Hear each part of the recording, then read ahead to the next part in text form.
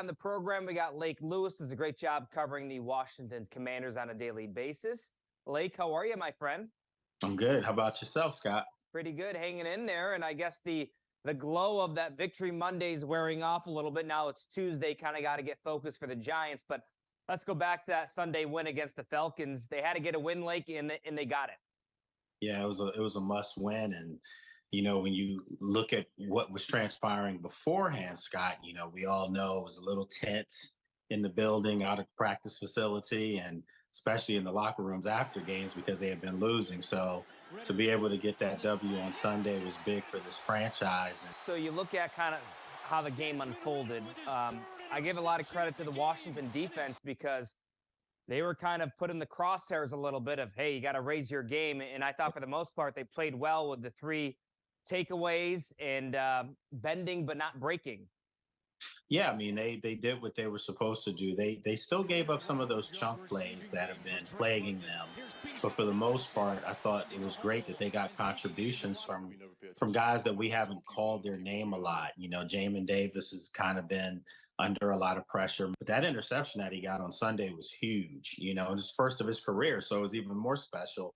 And then a guy like Benji St. Juice, he got his first career interception on Sunday. Jamison Crowder, another guy they just picked up, the OG as we call him. He had the huge punt return. We're going to tease him because he got walked down, but it was still a huge play. Offensively, Sam Howell, 3 touchdown passes, taking a lot of sacks though, Lake.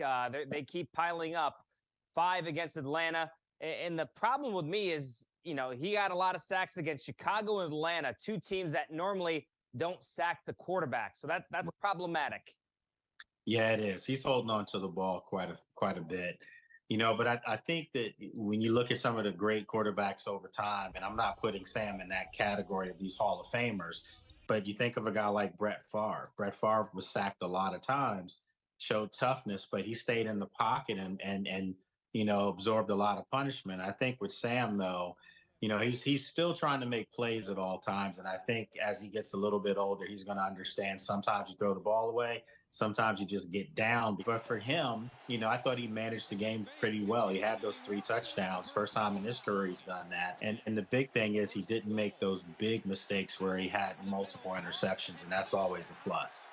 Let's look at the wide receiving group. Terry McLaurin had a great game against Atlanta, but where's Jahan Dotson been, Lake? Is this a sophomore slump? Man, it pains me because, I'm a Penn State guy, and he's had a tough time over the past couple games. He's had several drops, and he's one of the more sure-handed receivers, young receivers in the league.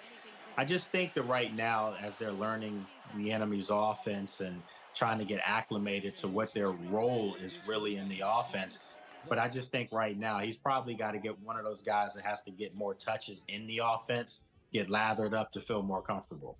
You know what I really did like from EB's perspective is, of course, you have the running backs, Antonio Gibson, Brian Robinson Jr., but he actually worked in the rookie Chris Rodriguez, which I was happy to see. Yeah, four touches and 4 carries, and he ran the ball hard. And I think that's going to be an added bonus to this offense because we know what Brian Robinson can do. And I think for the most part, outside of the fumbles and things like that, what Antonio Gibson can do. But now to have a third back in the offense is going to be key for them because, as it gets a little colder and they start getting in more of these divisional games, you don't want to put all the pressure on Sam Howell. I mean, you can't really overstate how big of a win this was because they were on a 3-game losing streak, and if they lost that one, they would have been 2-4. Now they're 3-3 with the win. Big difference, 3-3 versus 2-4. And now you go on the road again against a Giants team that's not very good. But we said that about the Bears a couple of weeks ago. So I think for the most part, they're in good position if they can get a win against the Giants. Yeah, they'll be sitting really well with the game coming up against the Eagles.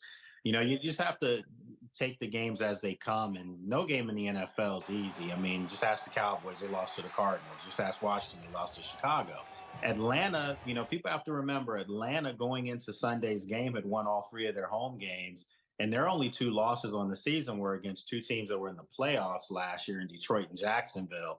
So they were a team that, and still is a team, that's aspiring to make the playoffs. And I think when you saw pound for pound, talent for talent, on Sunday, Washington clearly was the better team. They never make life easy for us, Scott.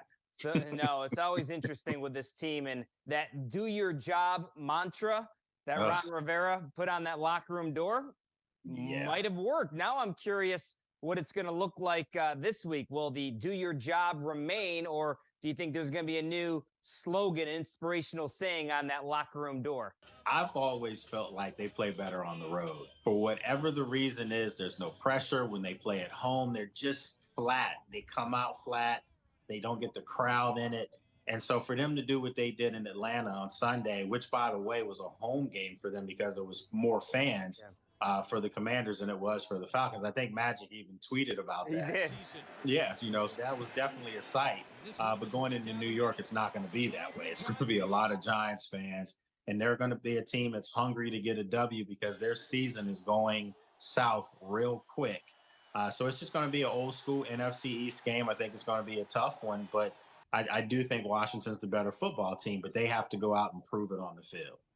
Yes, sir. Lake Lewis, as always, appreciate your time, my friend. All right, my friend. Good talking with you. All right, much more to come.